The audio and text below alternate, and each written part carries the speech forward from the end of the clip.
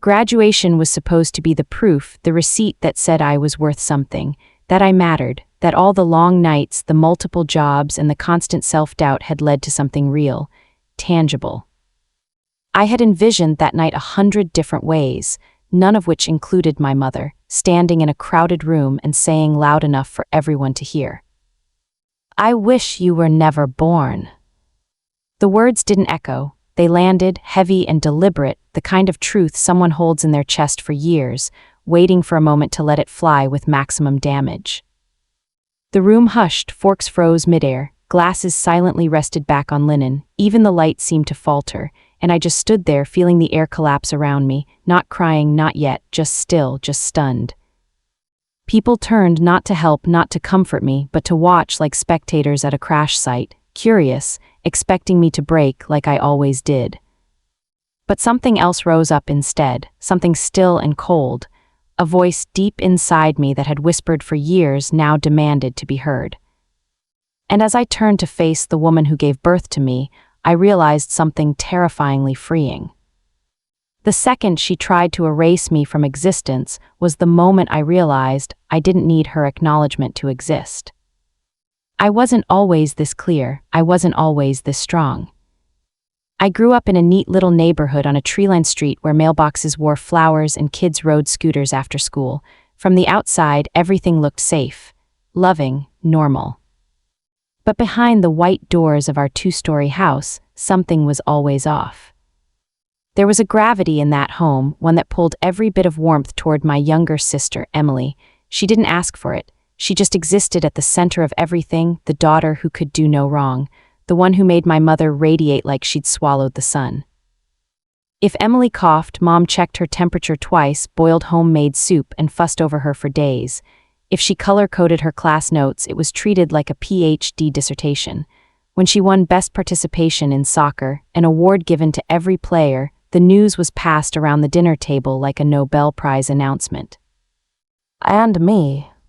When I got first place in the statewide math Olympiad, my mother glanced at the certificate with a disinterested, "Well, Emily made the honor roll again this semester."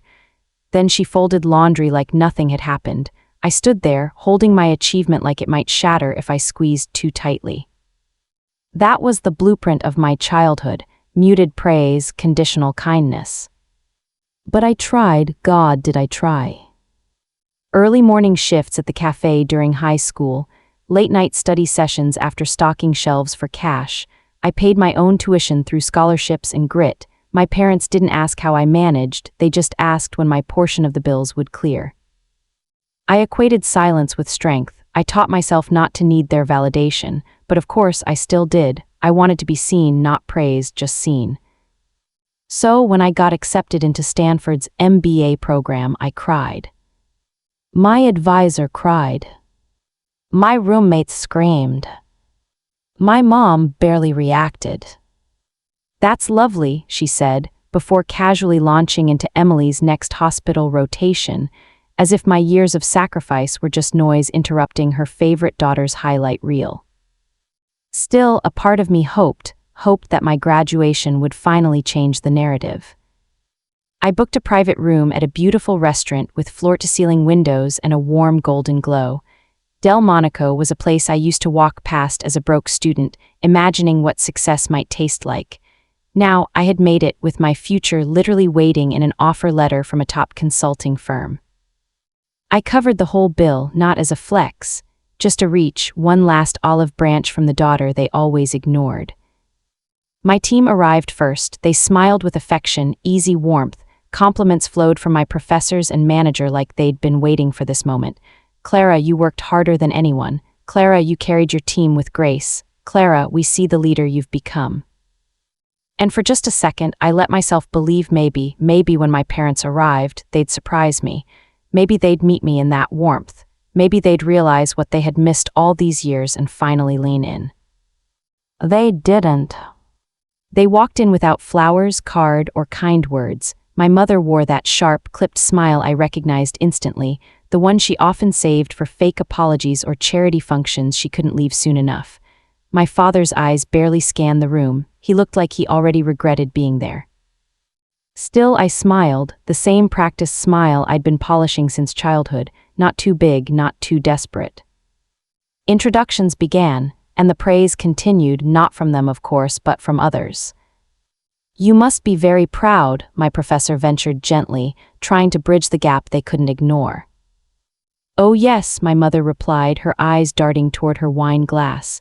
"Clara's done well, but Emily just assisted in her first emergency surgery. Now that's impact." Her tone was sweet, like honey poured over a glass of vinegar, smooth but toxic. More compliments followed, but each one was deflected, downplayed, dismissed.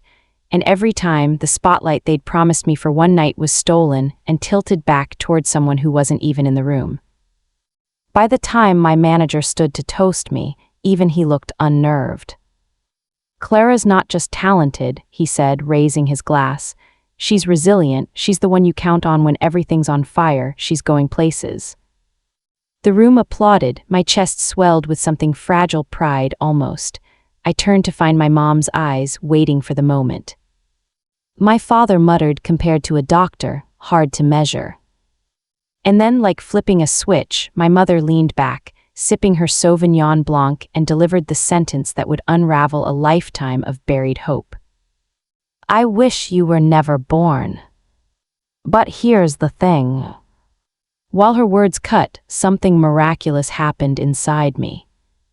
Instead of shattering, I stood, not shaking, not crying, just done.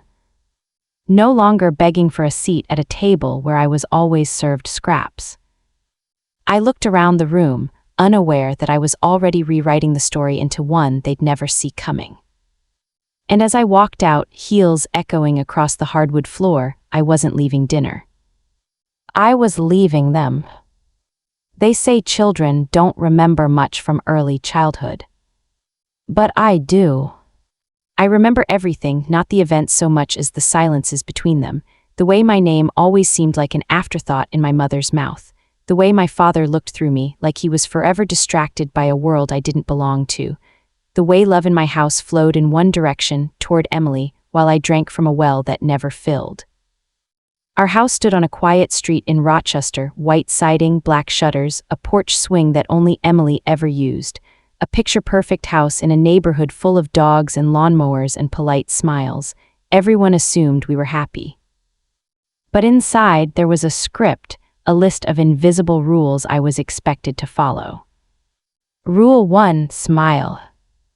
Rule 2, don't ask for too much. Rule 3, don't overshadow Emily. And Rule 4, be grateful anyway. Emily was 2 years younger, light brown hair, green eyes, soccer star, science fair sweetheart. Her laugh was the music of our house, and her name was the currency of our family pride.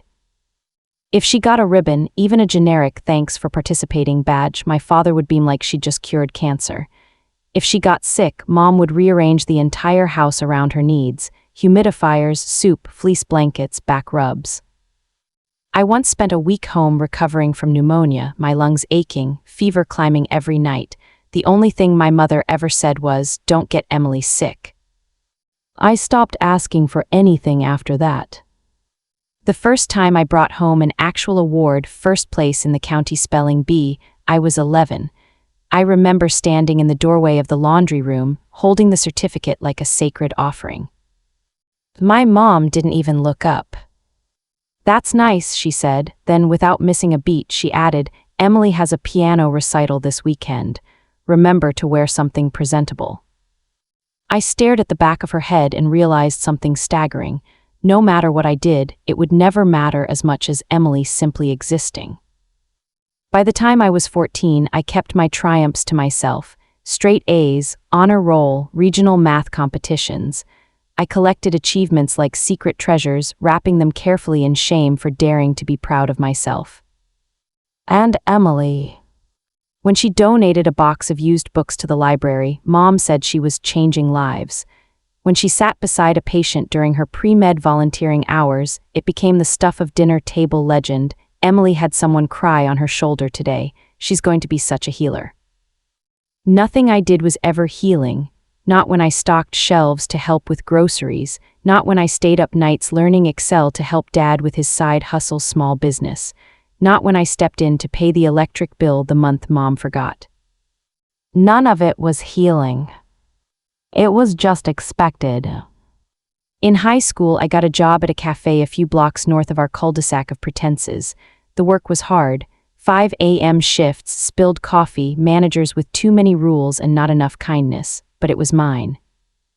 I remember once closing the shop alone, wiping up crumbs from table 6, looking out through the rain-streaked glass and imagining myself somewhere far away. Somewhere where my name wasn't always followed by a comparison, by a sigh, by an unwilling glance across the room. I imagined someone loving me not after accomplishment, but just in the quiet because I existed. I held on to that image like a secret vowel tucked between words. By the time I entered college, I was bilingual, fluent in repression and survival.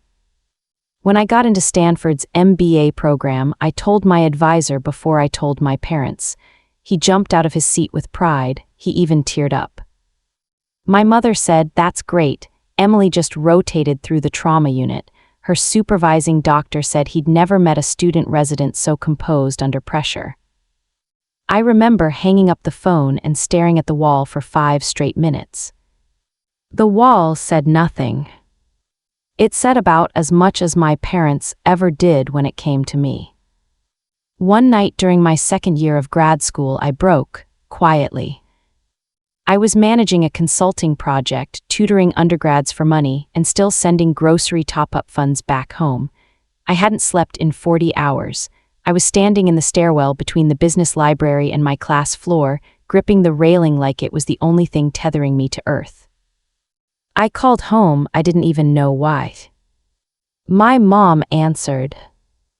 "Emily's working a double tonight," were her first words, "so if this is quick." I didn't say anything, I just listened to her talk about Emily's success, and then I hung up. She didn't even notice. That was the moment it shifted, not all at once, but enough to tear a seam in the fabric, enough to realize I had been parenting myself my whole life, enough to understand that I would never be given what I deserved, only guilted for what I didn't give. Still, I flew them out for my graduation. I paid for their flights, I booked the limousine, I paid the deposit on the expensive restaurant Delmonico S. I arranged something beautiful, something worthy, something unforgettable. What I didn't know was that the moment meant to signify all I'd earned would end up showing me exactly who they remained. Not just indifferent, contemptuous. When she said those words, "I wish you were never born," in that pristine room lined with crystal glasses and gold light, it wasn't the sound that hurt. It was the ease. It was the way her voice didn't tremble, the way she said it like a simple truth spoken out loud at last, as if it were perfectly natural, like she had been holding back for years. And as the silence consumed everyone around us, I realized something gutting. She had never unspoken it, not once in my life had her actions ever contradicted that moment. She just finally found the courage to say it where I couldn't pretend it wasn't real anymore. That night, I left behind more than dinner. I left behind that house, that girl, that attempt at family, that ache that had wrapped itself like barbed wire around my ribcage since I was old enough to feel unwanted. I walked into a rain-soaked Seattle night, heels clicking like punctuation marks against the pavement, and understood. My life didn't begin with their approval, it begins the minute I stop needing it. The first thing I felt after walking out of that restaurant wasn't anger. It was a silence. Not the kind I'd known growing up, not the cold, dismissive hush of being overlooked. No, this silence was different. It wasn't hollow, it was spacious. It felt like standing on the edge of a cliff, not from fear, but from stillness. Like something inside me had finally gone quiet after years of screaming. I didn't go home right away. I walked the waterfront instead, letting the Seattle rain kiss the satin of my graduation dress, letting the ache in my chest move without rushing it away. I'd worn heels that night. They clicked against the pavement like I was hammering the end of an era into stone. Something had ended. Not my childhood that ended long ago in a house that forgot my name. Not just my education either. What ended that night was the version of me that waited. The version that circled herself like an orbit around other people's needs, the one who funded love, who scheduled worth, who mistook usefulness for being wanted. That version died between a sip of wine and the words, "I wish you were never born." Back in my apartment, soaked to the skin, I sat on the hardwood floor.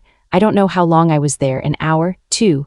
The router light blinked endlessly in the dark, like a metronome keeping time in a song I no longer knew how to dance to. My phone buzzed again, another missed call. 11. From my mom, from Dad. Then came the text. "You embarrassed us, I hope you're proud of yourself." I stared at it. Proud.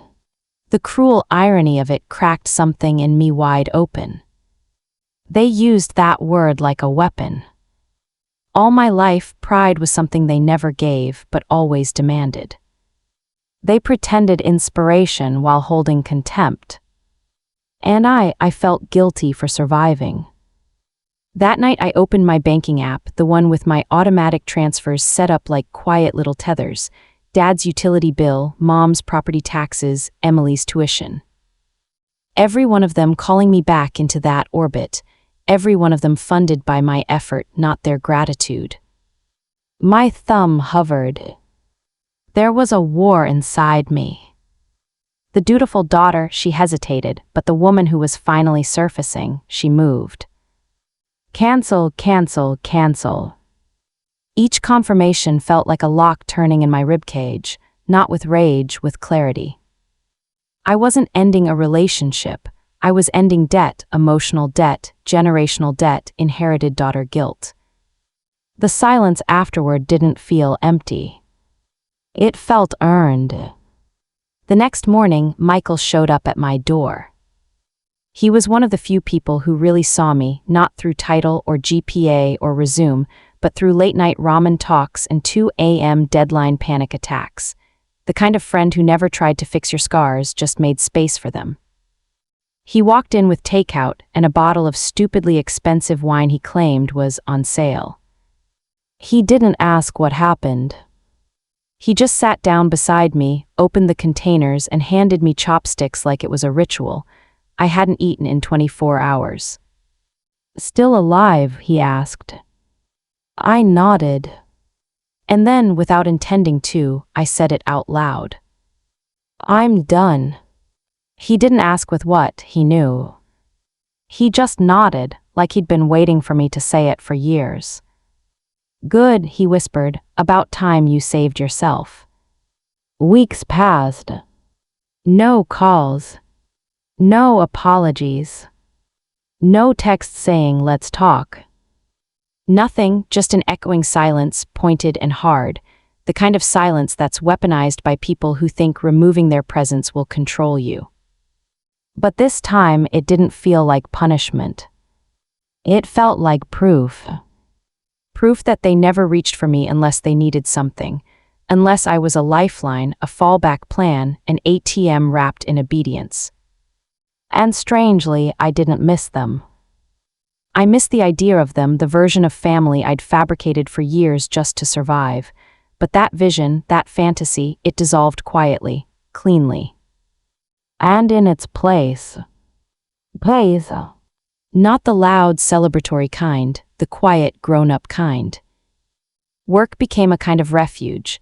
That month we were deep into a restructuring project for a major client, and while my team didn't know the whole story, they showed up for me in small ways that mattered. Respect, encouragement, a sense that who I was had nothing to do with what I gave them. My manager pulled me into his office on a Thursday. "No idea what you're juggling right now," he said, eyes soft but firm, "but whatever you're carrying, it's not breaking you, you've got presence." He smiled, leadership even. I nodded, unsure how to store a compliment that wasn't conditional. Then came the magazine feature. A local business publication asked to highlight our work, and my name came up as the lead. The writer was kind, curious. She asked about the project, the long nights, the tight deadlines, the team. She asked for a quote about resilience. I didn't mention my family, I didn't have to. The story lived in the spaces I refused to revisit. But when the article went live, something happened I didn't expect. Emails, messages, comments. From strangers. Women, men, professionals, interns, people of all ages, all writing the same thing.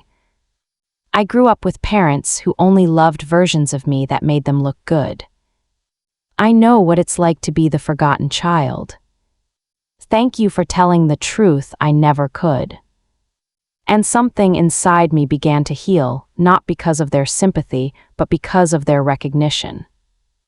I wasn't alone. For the first time, I belonged to something without earning it. But peace is rarely permanent.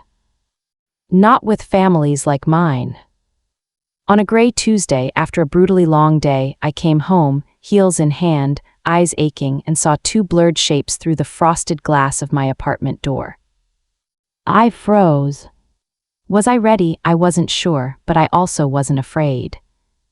Claire opened the door. My mother's voice was unmistakable. When I finally opened it, they stepped inside like nothing had happened, like they owned my silence as much as they had owned my sacrifices. We need to talk, my mother snapped. My father sat on the couch, my mother stood, her words moved quickly, surgically. Ashley's tuition was overdue. Her program might suspend her. They needed my help. Not a sorry. Not a we were wrong. Not a how are you. Just a new crisis and a familiar solution, me. When I didn't immediately agree, my mother raised her voice. She's your sister, don't punish her for what you're feeling. I laughed, not because it was funny, but because it was so obscenely predictable. I paid her tuition, I said. For years, I kept the lights on, the fridge full, the house from falling apart, and in return, you looked at me on my graduation night and said you wished I'd never existed.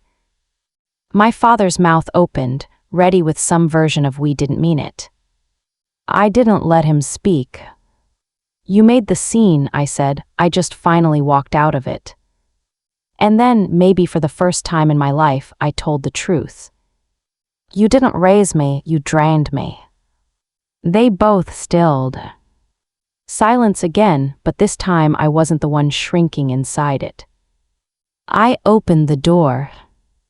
If you came to apologize, I'd listen. If you came to ask for more. I met their eyes. That conversation ended the night you disowned me. And they knew. This time I wouldn't bend. This time, the version of me they depended on was already gone. After they left, after the door clicked shut behind the people who once gave me life but refused to acknowledge it, I stood for a long time in the quiet of my apartment. But this time, the silence didn't feel threatening. It felt sacred. It belonged to me. Not a punishment, not a weight, not an echo of rejection, just stillness, clear and steady like the gentle aftershock of finally exhaling after holding your breath for years. I made tea that night not because I needed it, but because I could. Poured water, added honey, sat by the window. Seattle stretched out beneath me, streets glowing golden from the misting rain, a city I had come to not just live in but rebuild myself inside, a city where no one knew who I used to be, where I had shown up without baggage and was seen for my work, my effort, my voice. A place I earned that didn't require me to perform worthiness. That night didn't end in reflection or tears, it ended in peace. Tea, window fog, the soft rustle of my breath as I whispered aloud to no one in particular. I'm still here. And maybe for the first time, that was enough. The days that followed were not dramatic. There were no sudden shifts, fireworks, or cinematic transformation montages. There were long meetings, emails, grocery runs, late-night laundry loads. But I was different now. Something had calibrated inside me. I no longer moved from guilt. I no longer checked my phone for missed calls I feared or hoped for. I ate when I was hungry. I rested when I needed to. When I worked, I gave everything, but not because I was earning love. Because it felt good to be excellent for myself. My project at work wrapped ahead of schedule. Clients shook my hand. My name was put on more than just footnotes or summary slides. I was invited to a strategy offsite, not as a mentee, but as a lead contributor. One morning, my manager knocked on my office door holding a sleek binder. "I know the past few months have been heavy," he said, not asking questions I hadn't offered answers to, "but I'd be failing this place if I didn't say what we already know." He handed me the binder: promotion offer, team lead, clear path forward. "Not just because you work hard," he said before leaving, "because people trust you to lead and you're ready." I didn't cry. I didn't second-guess myself. I didn't wonder if Emily would have been more impressive. I signed the contract the next day. The article I was featured in a month earlier, the one about resilience in business, slowly made its rounds. More strangers reached out. Some via email, some in DMs, some in the comment section. All variations of the same theme. I grew up invisible too. Your story reminded me of me. I didn't know how much I needed someone to say what I've never found words for. It stunned me, not because I didn't expect to resonate, but because I had spent so long believing my story only mattered to me. And now, it was breadcrumbs for others who had been walking their own dark woods in silence. Each message I read felt like a tether of light, one that didn't pull me backward but upward into the kind of belonging I never thought I'd find. Not in the family I was born into, but in the people who saw me without asking for a discount on my humanity. I spent more time in the city. Walks by the bay after work, bookstores that stayed open late, black coffee and notebooks filled with truths I had never given myself permission to write. One evening, I stepped onto my balcony, a glass of water in hand, barefoot, newly comfortable without armor, and thought about the girl I used to be. The one who did everything right. Who stayed quiet when it hurt. Who lowered her voice so someone else could feel louder. Who lightened the load for parents who mistook usefulness for love. She didn't know any better, she only knew survival, did it so well no one even noticed she was drowning. I mourned her. And then I let her go. So I could live. Sometimes I wondered what Emily thought of everything. She hadn't reached out, not a call, not a message, not even a thank you for the years I had quietly paid her tuition, bought her scrubs, covered the phone plan she never paid herself. Part of me used to ache for that. But not anymore. Because I could finally see it clearly, Emily didn't take anything I didn't offer. She grew up thinking she was the center of gravity because no one told her otherwise. My parents set the stage, I played my script, she just followed choreography. I wasn't angry at her. I just no longer sponsored the show. It took time, but without trying to, I began saying no more often, not angrily, just honestly. No to overextending myself. No to guilt invites. No to fixing things that didn't break because of me. No to paying with pieces of myself. And soon enough, better yesies began to bloom. Yes to weekends without an agenda. Yes to people who didn't need me to shrink to love me. Yes to joy without explanation. Yes to stillness without shame. This wasn't revenge. This was rebirth. One Saturday morning, I received a message from the magazine editor. She wanted to do a follow-up piece, not about the business project but about the woman behind the story. "Your first article hit a nerve," she wrote.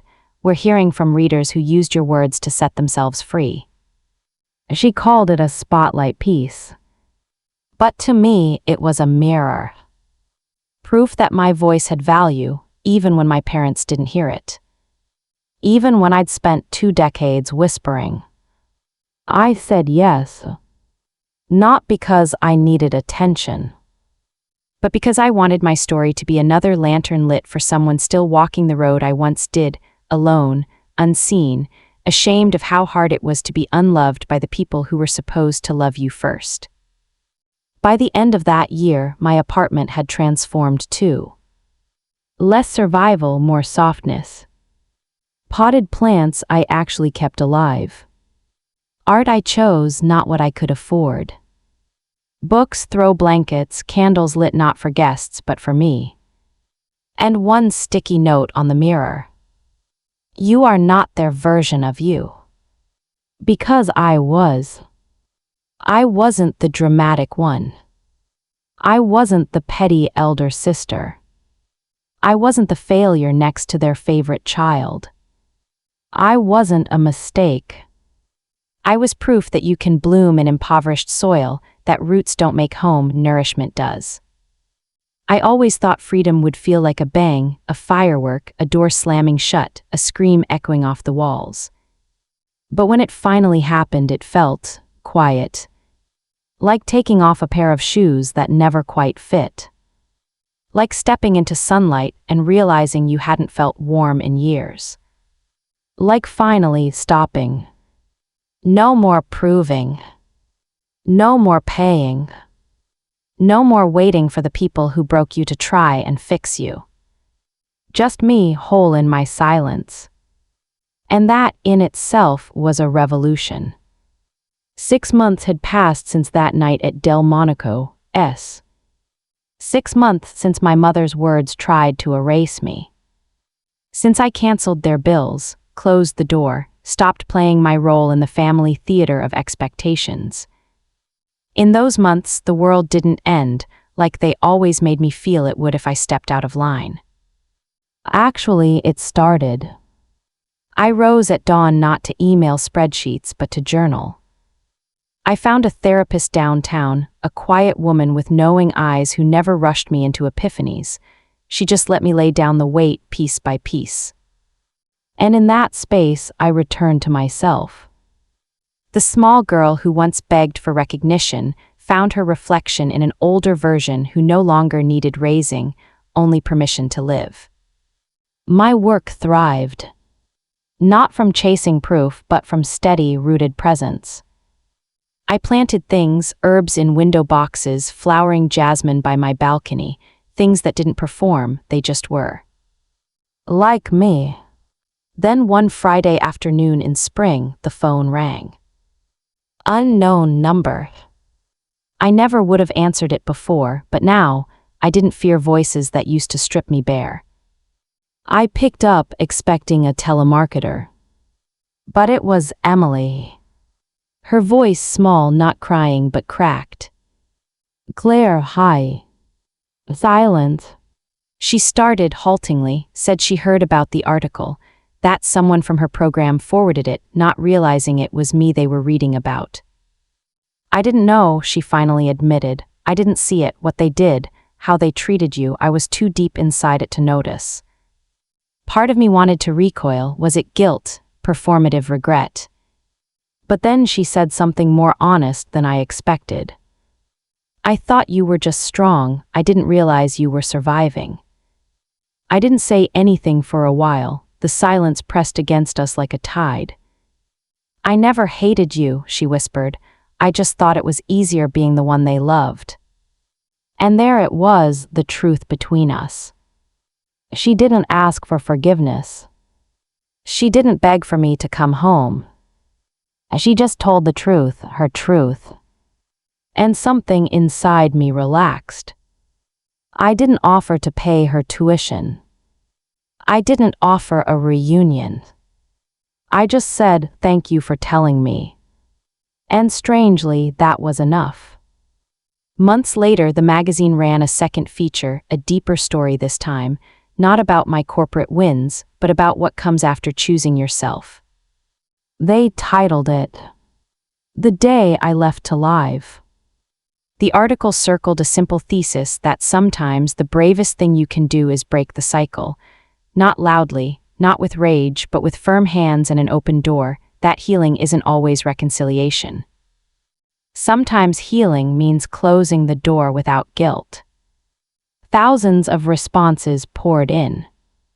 I thought I was the only one whose family made them feel like an expense. I thought success would buy me love too. I walked away. I'm still scared, but I'm not sorry. That weekend, I stood on my balcony, the air soft, jasmine blooming, and I thought back one last time to Delmonico. To the girl in the heels, walking out of a room full of eyes. To the silence that rose inside her and whispered, "Not this time." And I whispered back into the wind, "You made it." I don't know if my parents ever read the articles. Maybe someone sent it to them. Maybe my name is blocked forever. I don't think about it much anymore. Because this story was never about them. It was about me. About getting tired enough to stop begging. About realizing that survival isn't the same as living.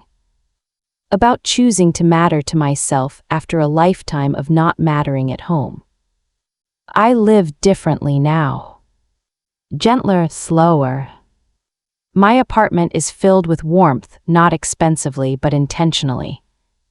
Books in stacks, framed photos with friends who see me, handwritten notes, plants that grow because I remember to care for them, a quiet that hums instead of aches.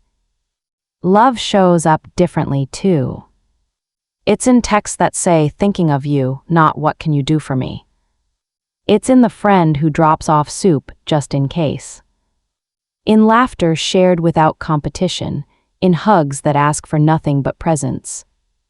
Love, I've come to learn, is not earned by effort. It is nurtured by truth. I never went back to that house in Rochester.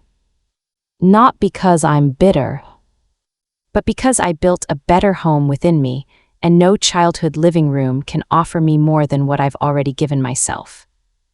I no longer need permission to exist where I've never been celebrated. And if you're reading this, if you've ever sat in a chair while the people who raised you tore you down without flinching, let me leave you with this. You are not too sensitive. You're not imagining it. You didn't deserve it. And you don't owe them more to earn the love they refuse to give. It is not your job to be what they needed at the expense of who you are meant to be.